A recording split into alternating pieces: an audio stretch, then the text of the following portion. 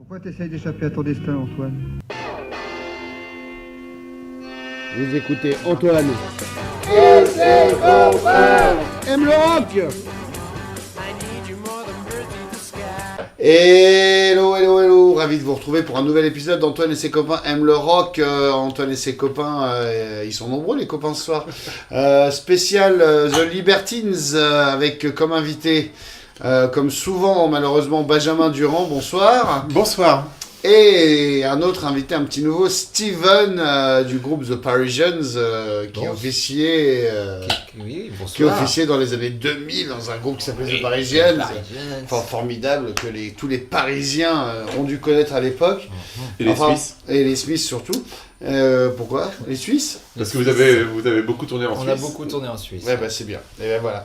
Du coup, on va essayer de raconter un peu l'histoire des Libertines, une espèce de saga sur ce groupe-là. Et Steven est là pour nous raconter un peu ses rencontres avec les membres du groupe qui ont eu lieu dans les années 2000. Et aussi pourquoi il a eu envie de faire un groupe à cette époque-là. On parle souvent de je sais pas, de groupes comme le Velvet où tout le monde dit ils étaient 12 dans la salle, mais tous ceux qui les ont vus ont eu envie de faire un groupe. Et on a parlé de ça pour je sais plus quel autre groupe tout à l'heure, enfin bref. C'est vrai, et à l'époque on a souvent dit que les Parisians étaient les petits frères des Libertines, donc on va pouvoir enfin révéler la vérité avec Steven sur quelle était la vérité derrière cette étiquette journalistique qui leur a été collée sur la tête. Bon, je vais faire mon intro à la moelle nœud.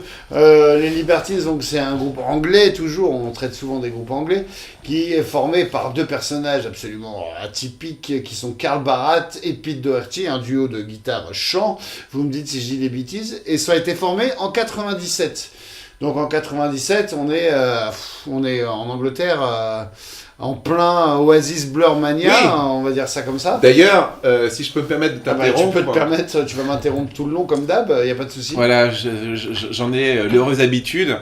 Il existe sur YouTube une vidéo qui est un petit peu virale et qui est assez rigolote, de Pete Doherty interviewé le jour de la sortie du fameux Be Here Now, le troisième album de Oasis, en train de, parmi les gens qui font la queue pour acheter l'album, et un Doherty complètement enthousiaste se prépare à acheter l'album, donc ça en dit long sur l'état d'esprit de Doherty à l'époque de la formation des Libertines. Voilà, Doherty, pour dire ça, qui a 20 ans à la sortie de Be Here Now, qui est né en...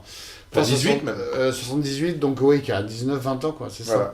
Donc voilà, c'est un groupe qui a finalement une discographie assez peu riche, hein. Il y a deux albums majeurs et un troisième, on va en parler tranquillement là-dessus, mais bon, par où commencer, je sais pas, est-ce que vous savez un peu comment se forme le groupe? Ça commence à Londres, ça on le sait, à la fin des années 90, et ils se connaissent, il y a une histoire de colocation entre Carl Barat et la petite sœur de Doherty, c'est ça?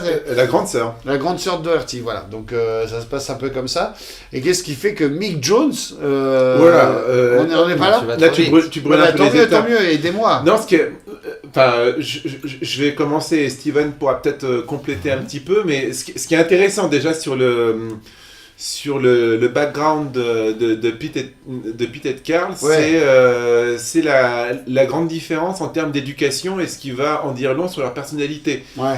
Parce que Carl Barat est le fils d'espèces de bobos bohémiens, d'espèces d'artistes, etc., qui a toujours vécu dans un univers un petit peu... sans règles, un petit peu comme ça, très très littéraire, évanescent et tout ça, alors que Pete Doherty, lui, est le fils d'un militaire, donc, qui a été très très oppressé par l'espèce de rigueur qu'il a pu recevoir de son éducation. Et ce qui est assez rigolo, c'est qu'au final, le personnage très très volatile, très très auquel on ne peut pas faire confiance, c'est Doherty, alors que Barat va n'avoir de cesse que d'essayer de recentrer les choses un petit peu. Donc il y a déjà cette conscience à prendre là-dedans. Alors c'est très important parce que les Libertines, c'est un groupe certes, mais ça repose, comme beaucoup de groupes majeurs, sur un duo donc, qui est celui de Carl Barat et de Pete Doherty. Oui, mais c'est le duo qui est au départ. Oui, et ensuite les autres arriveront après. Je vais plus loin. Qu'est-ce qui fait justement que ces deux-là s'entendent à merveille et qui vont réussir à Qu'est-ce qu'il y a comme alchimie entre les deux? Enfin, je sais pas si vous les avez connus, etc.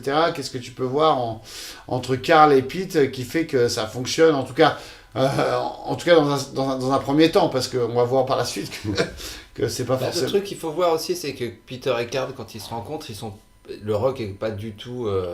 le renouveau du rock est pas encore arrivé, donc ils sont totalement dans leur univers et tout ça. Ils font un peu des trucs, un peu des reprises, c'est un peu plus proche des Beatles, on va dire. Tu penses qu'ils reprennent genre In My Life de Lennon? Ils auraient pu, je pense, mais je sais pas s'ils l'ont fait. Non, mais est-ce qu'ils reprennent plutôt des trucs early 60s, tu veux dire, ou ouais, c'est plus des fans de vieux groupes anglais? Ouais, parce qu'ils sont pas dans le truc Blur Oasis, quoi. Non, ils ont un côté, ils sont habillés en costard cravate, tu vois, ils font des trucs un peu vraiment rock'n'roll basique. Le batteur, il a 45-60 ans ou je sais pas quoi, il est assez vieux. Le premier batteur? Ouais, le premier batteur des Libertines, il est assez vieux à la base. Ça. Et donc c'est vraiment un truc un peu de pub rock, c'est pas vraiment un truc rock'n'roll où les jeunes vont se jeter dessus, quoi. Ouais, en tout cas, il n'y a rien qui à la fin des années 90, destine le groupe à plus. Si on peut resituer un peu ça dans le contexte de la musique, je t'en supplie, de la musique de l'époque, c'est que justement la Britpop, à partir de ce moment, de l'album Be Here Now, qui est vraiment l'album qui fait passer la mode Oasis, l'Angleterre, on va dire la hype du rock à l'époque bascule dans un autre monde, on va dire le monde du Radiohead de l'époque de Computer, qui va être suivi par toutes les vagues de groupes beaucoup plus discutables que sont Muse, et ensuite Coldplay, et ensuite des groupes comme Travis par exemple. Donc c'est une espèce de période un petit peu ennuyeuse où vraiment toute la grosse machine des maisons de disques reprend ses droits après cette espèce de période complètement folle de la Britpop. Donc quelque part l'espèce de rock'n'roll innocent n'a plus trop droit de citer, quoi. Ouais, voilà, et même eux sont même un peu ennuyeux au début, les Libertines. Ce qu'ils font musicalement, c'est pas très novateur. Tu veux dire avant le premier album? Avant le premier album, ouais. C'est ça que tu as des témoignages, toi? Il y a des vidéos, il y a des trucs, on les voit, il y a plein de photos, on voit ils sont encore un peu un groupe un peu en train de se chercher, quoi. Donc il y a pas, tout va changer de toute façon le moment où les Strokes vont arriver, hein. C'est ça qui va voilà, ça on va y revenir, mais en fait il y a plusieurs batteurs, tu as parlé du batteur de 60 ans, etc., le bassiste qui succède jusqu'au jour où il y a Gary Powell qui est toujours là, c'est à l'époque un jeune batteur afro-américain qui les rejoint dans l'aventure, et là ça va un peu accélérer l'histoire, quoi, finalement. Et ils sont repérés, donc, est-ce qu'on peut en parler déjà par le label Rough Trade Alors on peut en parler. Mais si vous avez des choses à dire avant, dites-le, hein, parce que moi... À ce moment-là, parce que effectivement, arrivé à Rough Trade, il faut un petit peu expliquer de quoi on parle. Parce que Rough Trade, c'est un petit peu compliqué, dans le sens où on a en mémoire le Rough Trade du début des années 80, qui est au départ un disquaire qui devient distributeur de tous les disques des labels indépendants dans toute l'Angleterre dans les années 80, et qui, pour les Smiths, se transforme en vraie maison de disques indépendante. Sauf que le boulot de gestion est très mal fait, et qu'au final, à la fin des années 80, la maison de disques Rough Trade dépose le bilan. Donc Rough Trade, en tant que maison de disques, n'existe plus. Il ne reste plus qu'un petit disquaire qui est à Portobello Road à Londres. D'accord. Donc en fait, Rough Trade ne veut plus rien dire, pas tant que ça, parce que qu'on a historique. Pas tant que ça, parce qu'en fait, ce qui se passe, c'est que évidemment, c'était un espèce de déchirement et une espèce de fin du rêve indie à ce moment-là, mais ça coïncide au moment où en fait les indépendants d'hier, enfin les gros indépendants, style par exemple Oasis qui était chez Creation, passent quand Creation rachète Sony. Sur un statut de gros label, en fait. Et Geoff Travis, qui était le fondateur originel de Rough Trade, devient manager, et notamment, et a beaucoup de succès dans les années 90, parce que c'est lui le manager de Pulp. Donc, ancienne gloire, complètement oubliée dans les années 80, etc. Enfin, pas du tout une gloire, mais un groupe sans succès des années 80, qui obtient une gloire tardive dans les années 90, signé sur un gros label, Island. Et en fait, quelque part, il arrive à se refaire la cerise, Geoff Travis, en étant le manager de Pulp, Et donc, il a les fonds pour relancer Rough Trade. Ouais. Relancer un Rough Trade 2.0 en 2000. Et donc, le label est relancé. Et quelle est la première signature que Rough Trade, nouvellement reformé, fait? C'est un groupe new-yorkais qui s'appelle les Strokes. Voilà, c'est ce que tu disais, Steven, c'est que le fait que, en fait, Pete et Carl découvrent les Strokes, là, ça leur ouvre des perspectives insoupçonnées, en fait. Bah oui, écoute, je savais même pas cette histoire. Hein. Ouais. Bah on est là, ouais, c'est cool. Et si je peux me permettre de rajouter encore un truc, Ah bah oui. c'est que Rough Trade, donc label anglais, signe les Strokes, groupe américain qui par ailleurs pour le reste du monde va se faire signer par RCA, mais Rough Trade obtiennent d'RCA, vu qu'ils ont été les premiers à miser sur les Strokes, de sortir l'album des Strokes quelque part en exclusivité en Angleterre. Au début de l'année 2001. Et on en reparlera dans un autre podcast peut-être sur les Strokes. Et effectivement, l'album des Strokes, le premier, sort au printemps 2001. En printemps 2001, avant donc, les attentats du 11 septembre, ce qui fera toute la polémique et qui retardera la sortie de l'album des Strokes après les attentats et à cause de la chanson notamment de New York City Cops, qui était un peu malvenue après les attentats. Mais ça a pour effet que, en fait, l'Angleterre se sent un petit peu seule au monde au printemps 2001, au printemps et à l'été 2001, parce que il y a une espèce d'idée comme quoi le rock'n'roll, le vrai rock'n'roll est de retour, mais en fait, quelque part, il n'y a que les Anglais qui le savent, parce qu'il n'y a que Rough Trade qui a pu sortir l'album des Strokes à ce moment-là. Et donc, l'album des Strokes va devenir un phénomène mondial à l'automne 2001. Ouais.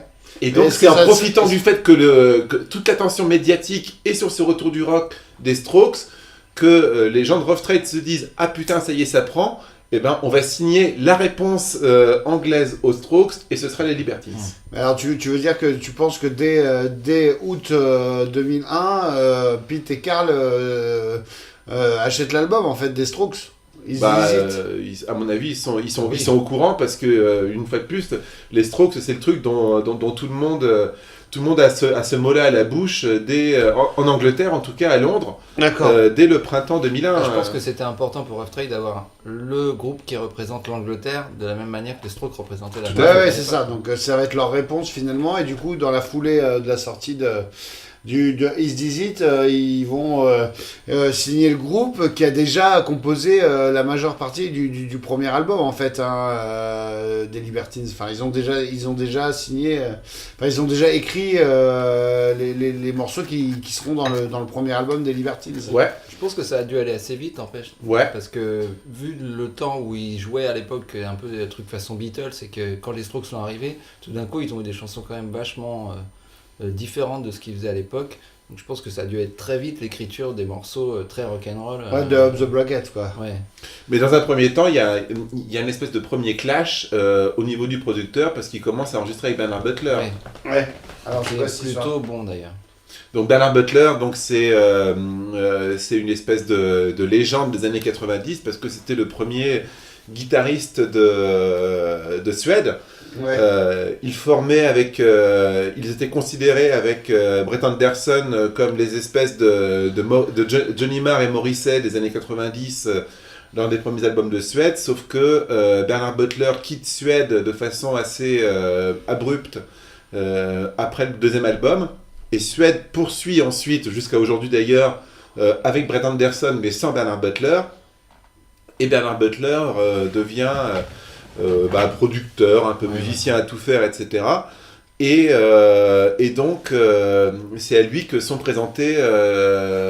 d'ailleurs, je pense qu'il était plus ou moins managé par Geoff Travis. Ça doit être ça qui doit faciliter les choses, parce qu'après, Geoff Travis te fera bosser avec la chanteuse Duffy. Mais bref. Ce sera le premier single, quoi. Il fera que les... Voilà, What a Waster. Ouais, voilà, c'est ça qu'on allait dire, c'est ça que j'allais dire. Le premier single, donc c'est une double face A, comme on en fait...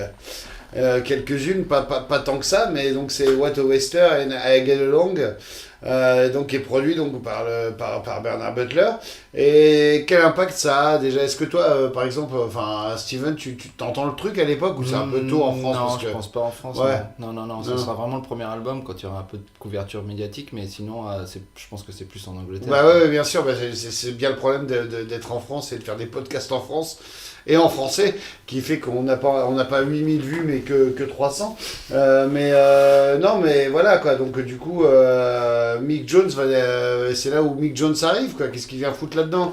Il entend le groupe en concert, ou... Enfin... Ou... Moi, je sais pas du tout. Ouais, d'accord. Là, Ça doit sortir du Canada Adresse de Jeff Travis, je pense. J'ai envie de penser. Mais la question avant ça que j'aimerais poser, c'est parce que c'est ça qui est vachement important avec les Libertines, c'est le rôle d'Internet, parce que c'est quand même. Alors qu'on est avant MySpace et tout ça. Hein. Alors on est avant bien sûr, MySpace et tout ça, mais dans l'histoire d'Internet, on est à une époque très particulière du fait que on est au moment des procès de Napster, bah bien sûr, et Metallica en tête d'ailleurs. Voilà, c'est juste après cette époque-là, et donc vraiment la musique sur Internet commence à être un petit peu un débat, et les Libertines vont vraiment se distinguer dans leur rôle qu'ils ont sur Internet par rapport aux blogs, etc. Donc la question que je me pose, c'est est-ce qu'il y avait déjà les blogs des Libertines, etc. Toi, t'en sais rien, t'as découvert le truc après, Steven? Moi, je pense que j'ai découvert après aussi. Je sais que juste, c'est que Peter, comme c'est quelqu'un de très communicatif, il aime bien parler, il aime bien rencontrer des gens. Il y a les premiers forums qui arrivent à apparaître, donc les forums. Il y a eu le forum des Libertines qui s'est créé très très tôt. C'est ça. Ouais. Et donc il communiquait énormément avec les gens. Tu veux dire que lui-même avait un pseudo, genre avec son nom, où il répondait aux fans Je crois que c'était Heavy Horse. Un peu genre en mode je prends beaucoup d'héroïne déjà, donc ça d'accord. Donc c'était déjà le message était lancé du coup. Non, ce qui est marrant c'est que du coup, du coup après ils enregistrent assez vite Up the Bracket. Et donc ça va être produit par Mick Jones. Mick Jones. Le Clash quoi. Mick Jones et j'oublie son nom, Mick Jones qui ramène avec lui l'ingé son aussi des Clash, l'ingé son de London Calling. D'accord, pas mal, ouais. Peut-être pour ça que l'album sonne pas mal, même encore quasiment 20 ans après. Putain, ça fait flipper ça. Alors que sur le papier, ils ont toujours dit qu'ils avaient juste mis Play Record et que vous avez enregistré dans le truc. Mais après, la technique de Mick Jones, c'est quand même de laisser le groupe vivre et après d'enregistrer, de voir ce qui se passe. Et puis eux sont arrivés avec des morceaux. Et ils avaient déjà les compos qu'ils avaient écrits. Bordel et tout, et lui il a juste un peu clarifié le truc en disant bon les mecs on va faire tel morceau comme ça et puis voilà mais c'était très brut quand même quoi. C'est ça qui a donné le côté cool du premier album quoi.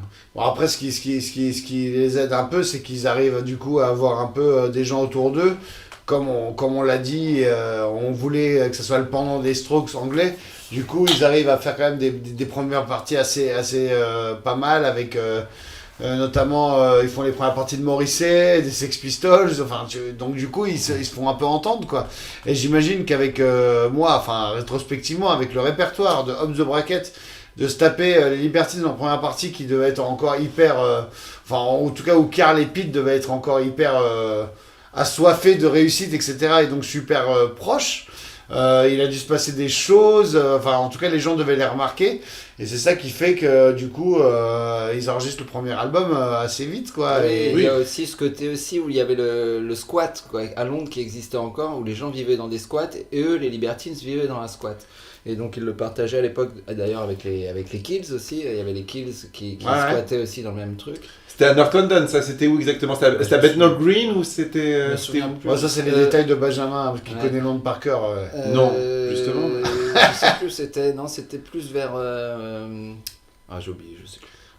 C'est un détail mais en tout cas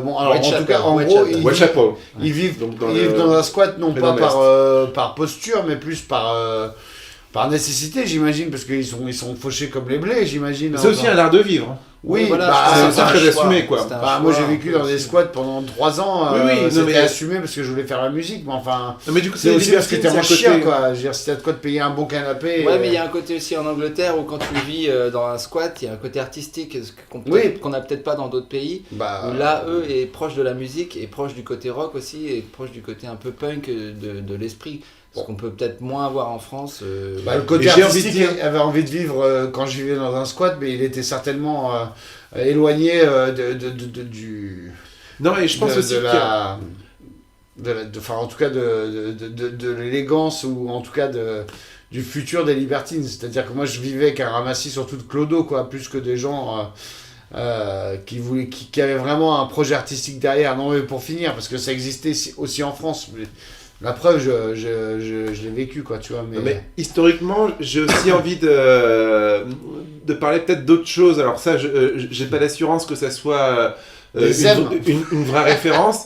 Mais dans les années 90, à l'époque justement de la Britpop, etc., on avait beaucoup parlé, quand tous ces gens-là, parce qu'il y avait une concordance entre ces groupes...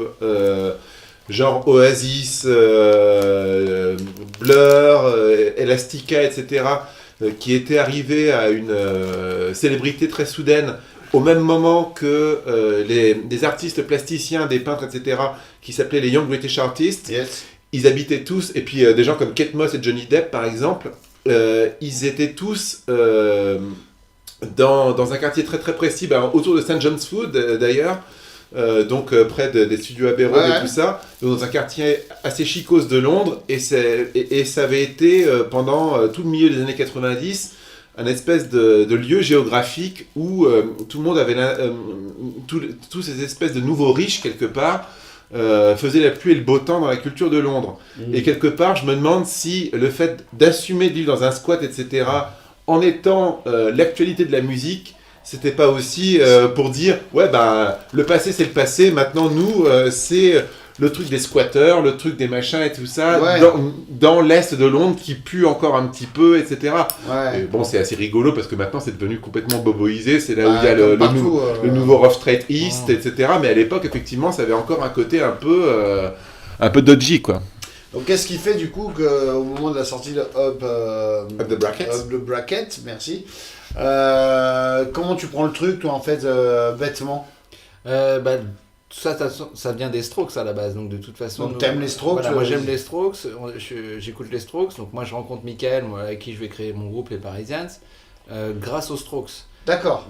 Vous connaissez même pas les Libertines? Les Libertines, ça arrive genre peut-être, je sais pas, on va dire 1 an après, quoi, peut-être. Ouais, d'accord. Donc tout est tourné vers les Strokes. Et après, quand les Libertines arrivent, c'est là où on en discute entre potes, on dit tiens, écoute ça, et là on se dit tiens, c'est plus proche de nous quand même. Ah ouais. On est quand même, il suffit de traverser la Manche pour les découvrir, donc c'est plus simple de se dire tiens, on va écouter les Libertines, et on se sent plus connecté par rapport à ces mecs-là que les Strokes qui ont un petit côté un petit peu plus bourgeois aussi. Ouais, complètement, de New York. Voilà. Et d'ailleurs, j'ai juste une question à poser à vous deux.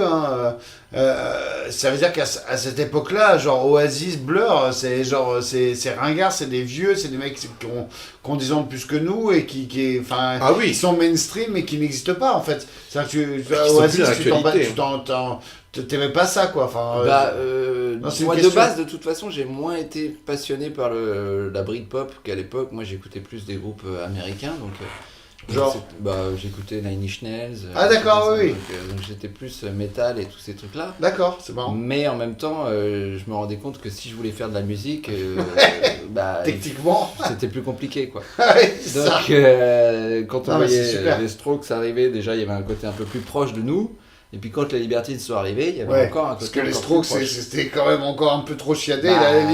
Non mais je comprends bien ce que tu dis. Julian Casablancas, c'était quand même le fils d'un mec de Elite. Elite Mode, donc tout d'un coup tu te dis bon, c'est cool, mais. Mais là que t'avais l'impression en fait que ça te parlait plus, parce que c'était des mecs plus proches de toi, enfin. Ouais, puis c'était des mecs qui étaient proches du peuple aussi.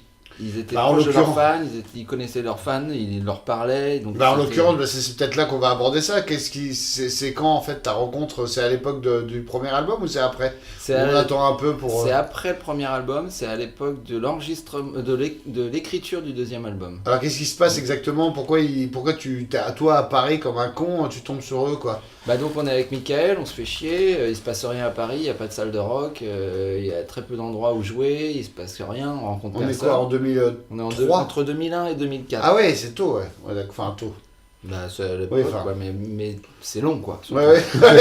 c'est surtout ça. Ouais, Et on se fait chier, on cherche des endroits où jouer. ouais et donc on vous trouve pas. jouez pas quoi en fait. Non, on joue pas, il n'y a rien, il n'y a pas de scène rock, il n'y a que dalle. Ouais, Tu d'accord. vois, le seul endroit où on pouvait jouer, c'était quoi? Le baiser salé, c'était atroce. Ouais, pareil, puis- c'était des endroits horribles quoi.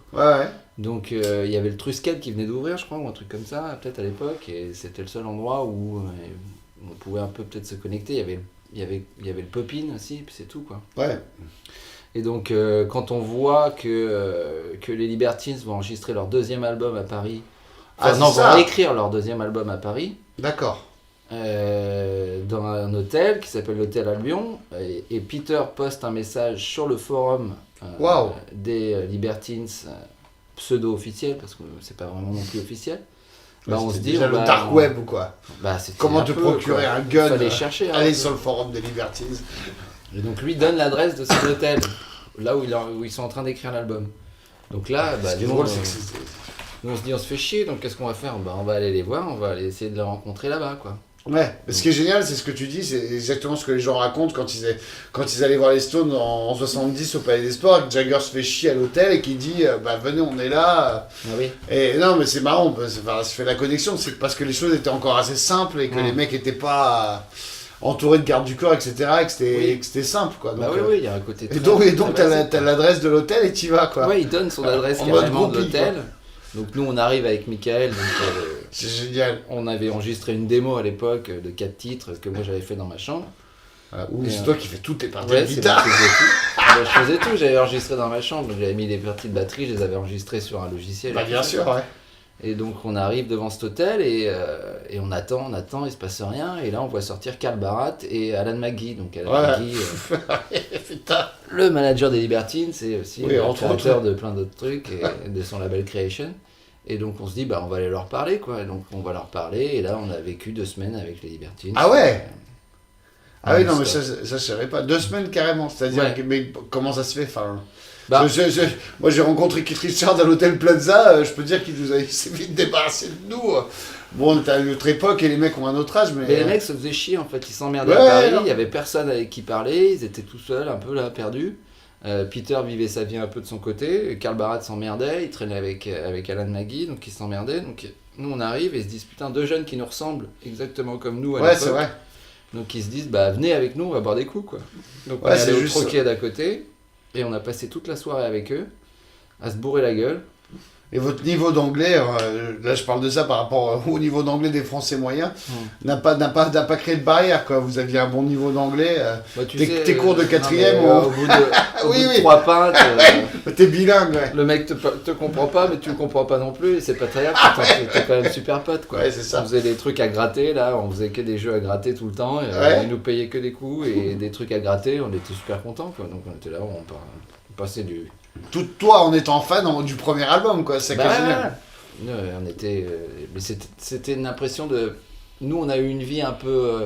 Avant on a eu une vie assez simple, on n'est pas des gens qui sortent beaucoup, on prend pas trop d'initiatives, donc c'était un peu la seule initiative qu'on ait pris ensemble de se dire allez bien, on va faire cet effort là. Ouais, non, c'est Et génial. tu te retrouves tout d'un coup avec des mecs qui ont du pognon, des mecs qui ont envie de s'amuser, des mecs qui ont envie de faire des trucs, et ils se disent bah vous êtes là donc on va en profiter quoi.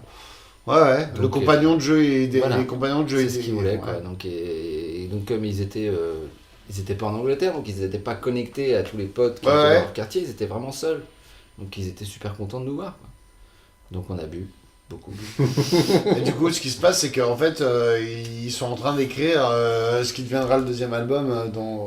Ouais, ils sont en train de l'écrire. Ils sont en train d'écrire. Mais en alors fait, justement, ce parce qui que- va- ce qui va doucement, mais ils devenir. sont en train d'écrire. Historiquement, Ouais, ce qui va devenir ça, The c'est- The tout ça, Libertines, quoi. tout ça, ça arrive quand même après la période où Pete Doherty a déjà fait de la tôle parce qu'il Ah. avait Ah oui, il y cambriolé avait ça aussi. l'appart de Karl Barat. Oui, c'est vrai qu'on suivait aussi Quoi beaucoup ces trucs-là. Oui, Il y a eu après à la fin de la tournée pour le premier album, il y a Pete Doherty qui, sous l'emprise de drogue, etc., a une espèce de crise de paranoïa et je crois, il fait un cambriolage de l'appartement de Karl Barat. Bah super, les rapports et il vole son ordinateur ou je sais pas quoi, oui, il vole des trucs. En fait, le truc, c'est qu'aussi, il faut savoir que nous, on suivait le NMI. On achetait le NMI, tu vois, en import, dans les librairies, on lisait le NMI. Donc t'allais à la librairie rue des Rivoli acheter le NMI pour savoir les nouvelles. C'est génial. Attends. Et le truc, c'est que comme nous, c'était le seul moyen de connaître un peu l'histoire de ce qui se passait en Angleterre, et que le NMI était quand même assez... Voilà. Ils aimaient bien et puis on est prêt à Internet. Enfin, Internet était assez balbutiant quelque part. Il n'y avait pas tout ça, encore tout expliqué, quoi. Ouais. Donc on suivait un peu ce truc-là, donc c'était plus facile pour nous de se connecter un peu à eux, parce qu'on sentait qu'il y avait un côté rock'n'roll aussi qui était en train de naître aussi, grâce à eux, quoi. Ouais. Et même en Angleterre aussi, il y avait quelque chose de différent, quoi. Ouais. Donc on pouvait se sentir connecté avec eux, quoi. Ouais. Et donc voilà, quoi. Et donc Doherty fait un petit peu de tôle, genre quelques semaines, hein. Et la belle histoire, c'est que le jour où il sort de tôle, qu'est-ce qui l'accueille? C'est Karl Barat qui est à la sortie de la tôle, etc. Parce que c'est ça aussi, ouais, je voulais dire, parce que c'est comme moi, en fait, j'ai rencontré Karl Barat avant de rencontrer Peter, mais j'ai rencontré Karl Barat à un festival en Belgique.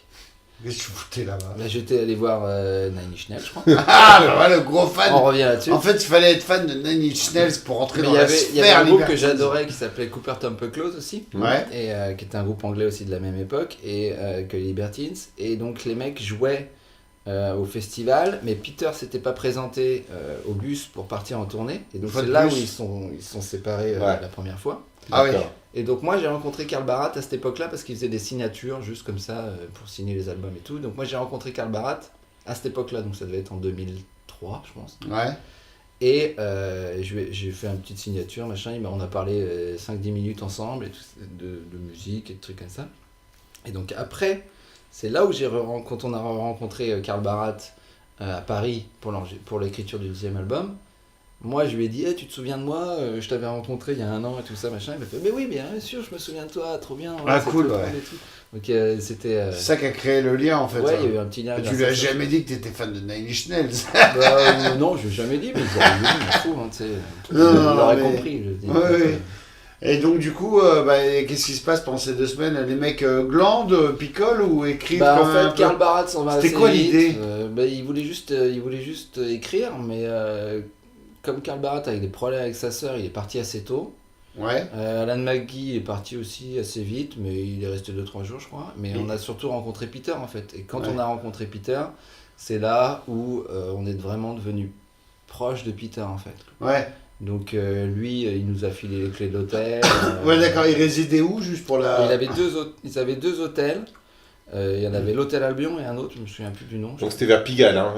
Tout ça c'est vers Pigalle parce qu'en plus ils étaient pris en charge. Oui, j'étais pas au Plaza, j'imagine. Hein. Ils étaient pris en charge par. Et en plus de ça, Rough Trade était distribué en France par Pias. Et les locaux de Pias d'ailleurs sont toujours aujourd'hui rue Choron. Rue Choron, enfin bref, dans ce coin-là.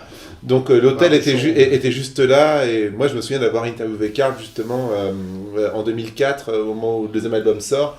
Dans un hôtel qui était juste dans ce coin-là aussi. Donc c'est toujours vraiment le coin Mais du coup, tu as assisté à des séances d'écriture ou... J'ai, oui, parce que... Ken Stan Minard, non? Ouais, voilà, avec Ken Stan Minard, on était... En fait, la première fois qu'ils l'ont joué ensemble, on était là, tous les deux, avec une mannequin aussi, qui s'appelle Lisa Razou, là, je sais plus comment elle s'appelle. Là. Non, ça c'est un joueur, c'est un mais elle s'appelle comme ça aussi. Irina... Irina, oui. Irina Lisa Razou. Je sais plus, enfin, elle était avec Pete d'ailleurs.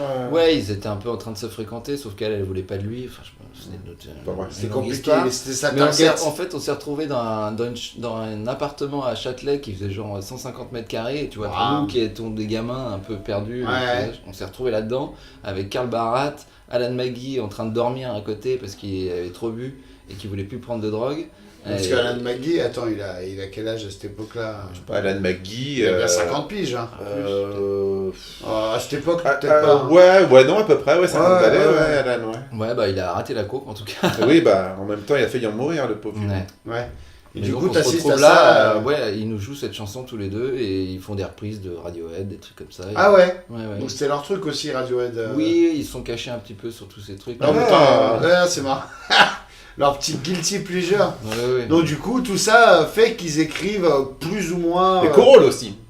Les chorales, ouais. C'était aussi l'époque où ils faisaient... parce qu'il y a les chorales qui étaient là. Et Groupe de Liverpool. Hein, et je me souviens qu'il y avait dans les Baby Shambles Sessions un truc que je dois toujours avoir dans des vieux fichiers qui s'appelait 12 chorales et où tu les avais en train de faire Dreaming of You et tout ça. Il y en a plein de trucs comme ça, ouais. Et du coup, en fait, qu'est-ce qui se passe du coup, ils sortent. Donc le deuxième album, ce qui est marrant, c'est que c'est pas le premier, mais c'est le deuxième qui s'appelle The Libertines. D'habitude, tous les groupes, leur premier album s'appelle The Beatles, The Rolling Stones, etc. Eux, leur deuxième, c'est The Libertines. Enfin, les Beatles, c'est pas le premier qui s'appelle. Oui, bon, il s'appelle Plus, t'as raison. C'est l'album blanc. Ouais, enfin bref, vous voyez ce que je veux dire. Enfin, il y a beaucoup de premiers albums qui s'appellent du nom du groupe.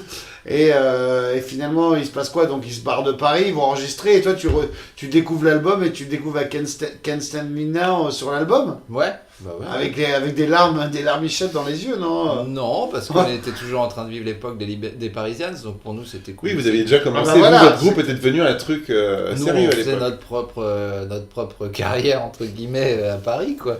Donc, Mais du coup, est-ce que en fait, le fait que vous ayez vécu ces trucs-là, ça a été su par les gens et du coup, ça a créé une scène à Paris?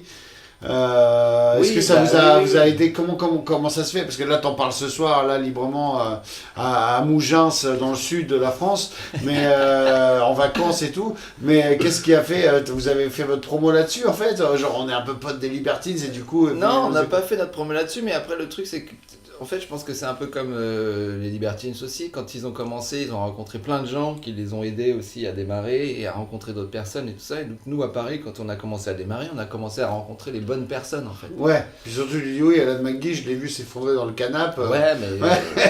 Donc ça aide un peu, quoi. Voilà, et puis je pense que tout d'un coup, on a commencé à rencontrer Benjamin, et puis... Puis les Chic Ties, surtout. Et puis les Chic Ties aussi, beaucoup.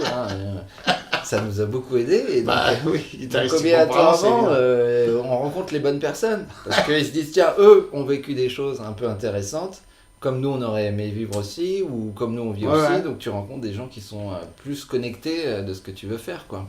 Et du coup, le deuxième album est aussi fort que le premier. C'est ça qui est incroyable avec les Libertines, c'est qu'il y a deux albums où genre ça pourrait être le double blanc des Beatles et ça Moi je pourrait l'aime être... moins, mais après... Ah, tu l'aimes moins le deuxième, je le trouve un peu moins bien. Oui, bah le deuxième, parce que t'as vu l'écriture, donc du coup t'es un peu snob. Tu Après, sais, les versions étaient mieux dans la chambre d'hôtel que celles qui étaient produites, peut-être. Ah, non, mais je sais pas ce que t'as c'est pensé par rapport à la première fois où t'as entendu, par exemple, la chanson Can't Stand Me Now. Can't Stand Me Now, Non. par rapport à quand tu l'as découvert sur le disque. Je pense que Can't Stand Me Now, c'est une chanson qui a un sens aussi vachement intense, puisqu'ils se sont engueulés, donc ils ne se sont pas parlé pendant des mois, et qu'ils s'étaient un peu tendus entre eux et tout ça. Et donc Peter avait écrit cette chanson en disant Ouais. moi je te déteste. Karl avait écrit moi je te déteste. Donc il y avait une sorte de haine entre eux qui s'est... Ouais, ils ont réussi à faire John et Paul et Kiss et Mick en 3 disant semaines. les choses sur une ouais. chanson, quoi. Ouais, et puis surtout en un an d'existence, quoi. Mais c'était assez nouveau, quoi. Ça a aussi un côté écriture un petit peu internet, comme ça, de se dire les choses de façon très directe, directement sur la chanson, quoi. Ouais. Mais ils étaient aussi très conscients qu'il y avait la presse derrière, Bien qu'il sûr. y avait internet aussi. que Oui, ça mais en parlait France, beaucoup, ils étaient et un peu à l'abri de ça.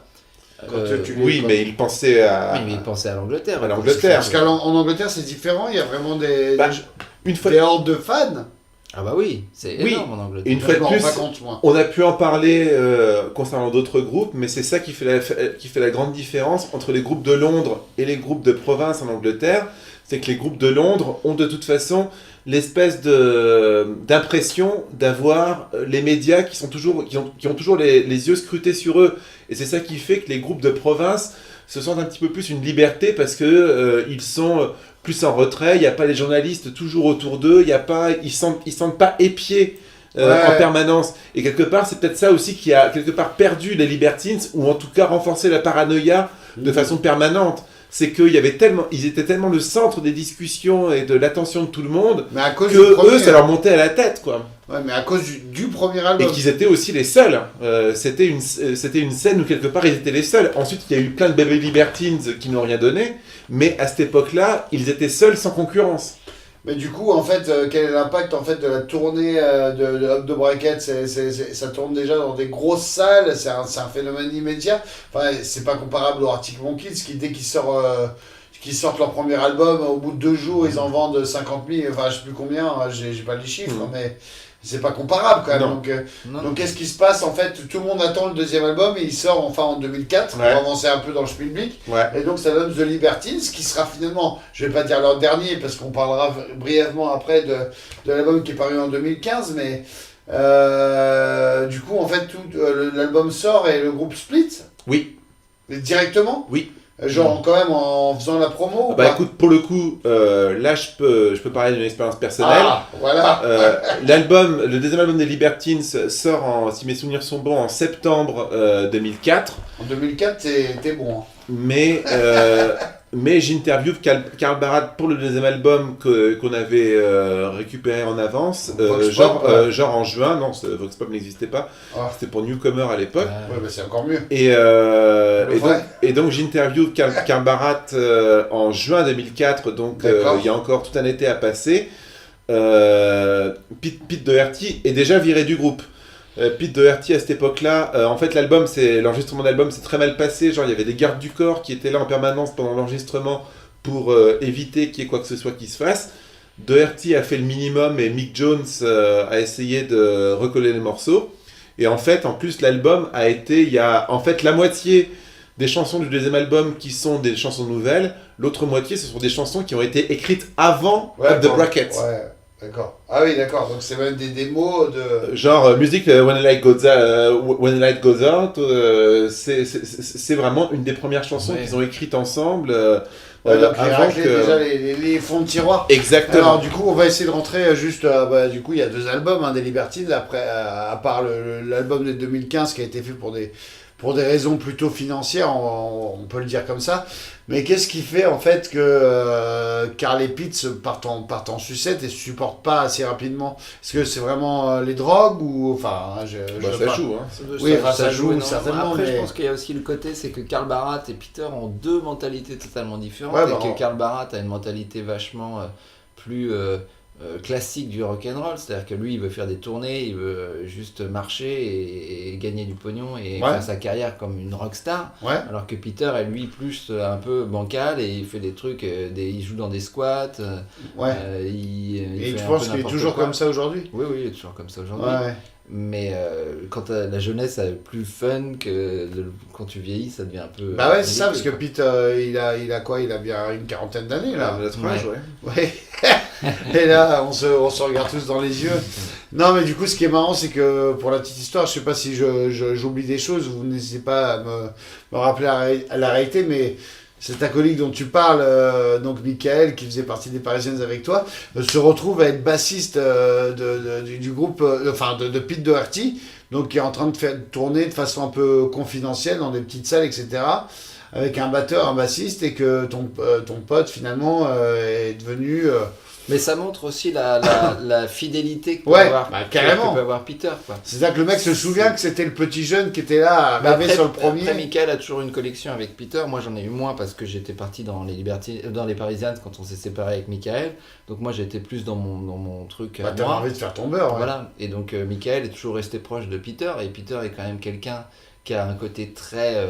assez naïf et pur en fait d'une certaine manière. C'est beau, voilà, il n'oublie pas ce qu'il a vécu dans le passé, il n'oublie pas les gens qui ont participé et qui ont été là autour de lui. Donc lui, quand son bassiste est parti, il a pensé à Michael et il l'a pris pour faire les concerts après, quoi. Donc ça montre la vraie différence entre Carl Barat et Peter, c'est que Peter, lui, il préfère faire un peu n'importe quoi. C'est un instinctif, c'est Lennon, contrairement à Carl qui serait plus un McCartney, on en parle souvent dans nos podcasts, mais c'est qu'en fait l'idée de faire les choses est plus importante que la réalisation chez Pete Doherty, quoi, en fait.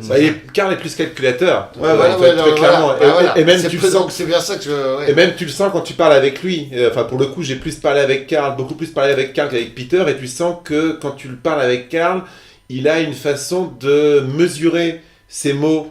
Son discours, surtout quand il a face à lui quelqu'un qu'il identifie comme un journaliste, pour l'occurrence. c'est très très caractéristique de Karl. C'est quelqu'un qui est vachement sur la défensive. Doherty, c'est vrai qu'il s'en fout un petit peu de tout, quoi. Mais d'un œil un peu extérieur, en fait, finalement, là aujourd'hui, enfin moi qui suis plutôt passionné par les Zem et par The Band, j'ai l'impression que Pete Doherty a une actualité assez chaude après la sortie de The Libertines en 2004, c'est-à-dire qu'il fait des Baby Shambles qui marche bien et que moi j'avais des nanas avec qui il a je couchais et qui aimaient bien les derniers albums des Baby Shambles et tout ça, tandis que Karl Barra a un peu il a quand même fait Dirty Pretty Things mais qui a fait 2 albums vachement plus confidentiel quoi. Enfin, en tout cas dans le mainstream parisien, des nanas que je côtoyais, ou des copains d'ailleurs, je dis les nanas. Mais... Oui, non, mais c'est tout simplement parce que Peter continue à être lui-même et à pas chercher à créer une image, c'est ce qu'il est comme image. Ouais, après, il est sorti avec Kate Moss aussi. Ça a aussi vachement aidé quand même. C'est qu'il arrive aussi à jouer de ça aussi, il joue de son image et il l'utilise d'une manière, mais sans se trahir. Ouais. Karl Barra, je pense qu'il n'est pas capable d'aller aussi loin que lui, donc il sait très bien que sans Peter, il ne peut pas faire grand-chose. Quoi. Ah ouais, non, c'est terrible. Donc, mais il essaye, et il a fait un peu de comédien, il fait un peu de théâtre, des trucs comme ça. Non, mais c'est assez triste du coup. Mais ça reste plus bourgeois, on va dire. Quoi. Bien sûr, tout à fait. Et du coup, qu'est-ce que c'est ce Anthem for Doom Yo sorti en 2015 ? Est-ce que même vous, fan des Libertines, est-ce que vous avez un peu... Je pense que ça reste... Est-ce que tu l'attendais ce truc, ou alors tu te dis, putain, ouais c'est un feu de paille. Ça arrivait tellement tard. C'est un peu tard, quoi. Mais, ouais, ça arrive, c'est 11 ans après le deuxième album. Hein. Si on se met dans la mentalité de Karl Barra, à mon avis, c'est plus un album pour se dire... On va se relancer, on va pouvoir demander plein de pognon, faire des grosses scènes. Ce qu'ils ont fait, mais ça n'a pas marché. Bah non, mais ça leur permet de faire le reading et le lead. Oui, ils ont fait Hyde Park aussi. Ce qui leur fait énormément de pognon et ce qui leur permet un peu de se dire, tiens, on va pouvoir profiter un petit peu. Quoi. Ouais, mais du coup, c'est quoi l'avenir pour ce groupe ? Ça, c'est marrant, c'est vraiment un groupe, c'est atypique. Enfin, on en parlait de plein de groupes dans l'émission avec Benjamin. Là, c'est vraiment un truc énorme qui se passe. C'est vraiment une étincelle, bam, d'un coup, et qui fait pchit. Et pourtant, c'est un duo génial. C'est quoi l'avenir, en fait là, on est un peu dans du Paco Rabanne, mais qu'est-ce qui va... Enfin, je veux dire, pas Paco Rabanne, le parfum, mais l'espèce de vin débile que j'encule. Pardon. Est-ce qu'on a l'espoir, finalement, d'avoir une discographie des Libertines 2020-2032 absolument incroyable ? Non ? Oui ? Non. D'accord. Oui, c'est vrai qu'on peut être assez sceptique. C'est une belle question. Hein. Non, mais c'est vrai, mais c'est vrai qu'on croit plus en eux parce que vraiment, moi j'ai vraiment. Que vous êtes sceptique. Non, mais déjà le rock'n'roll. Le talent. Le rock'n'roll est un peu mort déjà, on va pas se mentir. Bon, il y a la tournée 2019 des Stones aux US, on en parlera. Voilà, après. absolument. Si tu veux, mais. Non, mais t'as raison. Non, mais le rock est un peu mort, donc obligatoirement. Mais ça veut rien dire, ça. Il y aura peut-être. Oui, mais s'il y a un revival, s'il y a un nouveau groupe qui arrive, un groupe, ouais. Non, mais s'il y a des nouveaux groupes qui arrivent, ce sera des jeunes. Et donc, eux, ils seront des vieux, ils seront ringards. Donc, de toute façon, ça sera trop tard. Dans cet esprit-là. Puis, quelque part, et c'est assez rigolo. Je pense pas qu'ils pourront faire une tournée off the bracket je sais pas. sur ce 30e anniversaire. Ah, si, ils le font, mais ça intéressera que les gens comme nous. Bah oui, ça fait des nostalgiques. T'as raison. Mais c'est exactement ce dont on parlait avec Benjamin avant l'émission. Pourquoi, je veux dire, certains groupes ont réussi à jouer là-dessus et à avoir un public jeune, nouveau, alors qu'ils avaient fait 10-20 ans avant. Et pourquoi les Libertines, je suis pas devin, mais pourquoi les Libertines n'y arriveront probablement pas ? Ce que je pense, en fait, c'est que comme on est une génération Internet et qu'on est une génération où tout va super vite, le fait est que les Libertines, la carrière qu'ils ont vécue, elle a été très courte. Elle a été très courte parce que aussi on est dans une génération où on se lasse très vite. Et donc eux se sont lassés eux-mêmes très vite de leur carrière et de leur amitié. Et donc s'ils se reforment encore après et qu'ils refont des albums, les gens seront passés à autre chose et ils le savent très bien. Et ils vont pas refaire l'énième engueulade, le truc je suis accro à la drogue. Quelle est la différence alors avec des groupes de baby boomers justement qui ont réussi à gérer Internet. Ouais, c'est ça, c'est Internet qui tue tout. Internet. Pourquoi les Stones vont jouer en 2019 et qu'ils vont encore toucher, je dis les Stones. Mais non. Non, mais pourquoi ils vont encore toucher des jeunes générations, des gamins de 8 ans ? Tu me disais que c'était une musique plus enfantine, etc. Ça c'est autre chose, c'est au niveau du style, effectivement, oui. Oui, au niveau du style. Non, mais je veux dire, tout le monde, des gamins de 10 ans, ils vont voir Bruce Springsteen encore pendant, on va dire 5-10 ans. Les Stones, c'est pareil. McCartney, c'était plein l'U-Arena. Oui, mais de toute façon, c'est aussi parce que ces groupes-là ont quand même eu le temps de se créer une image à la fois musicale et formelle dans le temps pour créer une histoire. Effectivement, ils ont eu volontairement ils ont été polis de manière sculpturale du terme, de façon très très pop. Les Libertines, eux, ils arrivent quand même après tout ça, après que tout était inventé, et ils arrivent vraiment comme une allumette, même comme une boîte d'allumettes dont tu grattes toutes les allumettes d'un seul coup. Tu le vois très bien aussi quand les Arctic Monkeys sont arrivés. Exactement. Ils ont été beaucoup plus intelligents. Et je voulais en parler de ça. Ils ont réussi à gérer leur carrière de manière plus intelligente parce qu'ils ont compris que si tu veux marcher sur le temps, mais c'est la différence entre les Libertines, c'est qu'eux ils arrivent vraiment au moment où Internet ils savent pas trop l'utiliser, ils l'utilisent d'une manière assez naïve, assez simple. Oui, et puis c'était avant MySpace encore une fois. Donc quand les Arctic Monkeys arrivent, eux ils savent comment ça marche. Mais c'est des pionniers. Mais c'est même pas vrai. Mais c'est ça, le rôle. Les Arctic, c'est même pas eux qui font leur propre MySpace. Non, c'est vrai. C'est une autre histoire. On a fait un podcast sur les Arctic. C'était les fans qui faisaient le MySpace des Arctic. Et les Arctic, on en parlait dans une autre émission, je finis juste là-dessus, sur le fait que, et peut-être que l'exemple du dernier album, Tranquility Base and Casino and Tranquility Base, est peut-être finalement le dernier album des Arctic et que Alex Turner va partir en solo. J'espère pas, mais c'est la question qui se pose. Je pense pas, parce que eux ils ont pensé à leur carrière en tant que groupe. Tu crois que c'est réfléchi, qu'ils avaient marketé. En fait, tu es en train de dire que Alex Turner a déjà fait ses trucs en solo, il a fait les BO de films, il a fait ses trucs. Il a fait ses side projects, mais il n'a pas fait tout ça. Il n'y a pas Alex Turner, mon premier album solo encore. Mais je pense qu'il s'en fout, moi, pour l'instant. Ouais, mais enfin, quand t'écoutes le dernier, tu te dis quand même que... Ouais, mais le truc, c'est qu'ils remplissent des stades, ils remplissent des grosses salles. Ils font leur truc à eux, et ça marche. Les gens viennent, les gens qui connaissent pas la musique spécialement, ou les gens qui aiment la musique un peu vite fait, ils viennent les voir. Donc, il y a un public qui vient. S'il fait sa tournée un peu en solo, ce sera un peu comme Depeche Mode avec Dave Gahan, qui fait son album solo, où il y aura que des vrais fans de Depeche Mode qui vont venir, mais après, à un moment, tu t'emmerdes. Ouais. Je pense qu'ils essaient de gérer leur carrière de manière plus proche des Rolling Stones ou des trucs comme ça, c'est-à-dire d'avoir... C'est-à-dire qu'ils savent qu'ils vont remplir des stades, ils savent qu'ils vont remplir des grosses salles, ils en profitent et ils n'essayent pas de jouer sur le côté rock'n'roll un peu à l'arrache, défoncé. C'est une autre manière de voir les choses, de toute façon. Pour en venir pas sur le côté... mais pour en venir aux Libertines 2 secondes... Parce que là... Parce qu'il meurt, c'est ça. C'est ça. Oui, la drogue, c'est beaucoup la même. Mais pour en venir aux Libertines 2 secondes, je pense aussi... Merci de nous recadrer dans notre podcast. Ce qu'il ne faut jamais oublier, c'est... je pense qu'il faut vraiment insister sur le fait que, même s'il y a eu les Strokes avant, ce mouvement, je pense quelque part qu'il a pris tout le monde de court. Et qu'une fois... Et je le répète une fois de plus, ça n'a pas aidé les Libertines de venir de Londres et de ne pas avoir une espèce de soupape de récupération en étant de province pour être moins dans la paranoïa de ce que Londres peut apporter. Ils sont tous subis de plein fouet et qu'ensuite ils ont rendu acceptable toute une série de groupes qui sont arrivés ensuite, alors tous les block parties, Franz Ferdinand, Kaiser Chief et tout ça qui aujourd'hui appartiennent à une certaine nostalgie, et les gens qui ont tout compris et qui ont su survivre là-dessus, c'est précisément les Arctic Monkeys, mais qui ont su cueillir les fruits semés par les Libertines. Ouais. Et Kasabian, tu vois, voilà, tu parles de Kaiser Chief.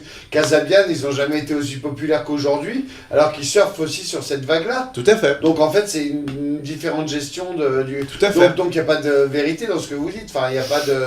en tout cas, vérité, en tout cas.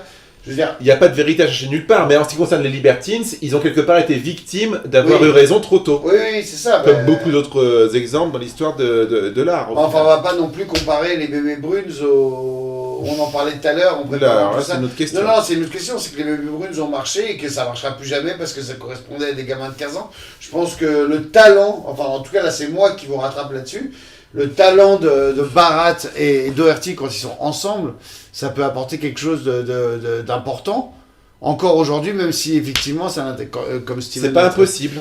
Mais très peu probable, comme... mais c'est mais pas. malheureusement, moi j'ai cet espoir-là, putain, merde. Non, moi, je pense que c'est beau d'avoir un moment précis avec un temps précis où voilà, ça s'est passé. D'accord. Et c'est fini et passons à autre chose, quoi. D'accord. Donc on est dans la phase où les groupes ont fait leur 10 sur 3-4 ans. Et puis ça a été tellement important et tellement marquant. Bah, je pense que des gamins, quand dans 20 ans ou 30 ans, ils réécouteront les Libertines. Et le podcast surtout. Et le podcast, oui, bien sûr. Ils diront, putain, tout est connecté en fait. Bah ouais. Et ça a un début, ça a une fin. C'est ouais. ça qui est important. Et c'est bien qu'on ait une fin aussi là-dessus. Et en tout cas, le mec a envie de faire caca. C'est pour ça qu'on va couper. Il me dit non, ce n'est pas un caca, c'est un pipi. Non, en tout cas, merci en tout cas de ta présence. Et merci à Benjamin. Et merci donc à Steven. Et on va se refaire ça très vite sur plein d'autres sujets. Hein. C'est un plaisir à chaque fois. Dans le sud, en vacances. Bah oui, parce que là, la montagne, franchement, ça me gagne pas spécialement. Gros bisous à tous et à bientôt. N'oubliez pas de liker si éventuellement ça vous tente de liker la page YouTube d'abord, parce que YouTube, il n'y a pas beaucoup de gens qui like. Facebook, c'est facile. Les deux, YouTube, Facebook, Libertines Forever. Et rendez-vous à la tournée 2029 avec Kate Bush en guest. Gros bisous, à bientôt, ciao.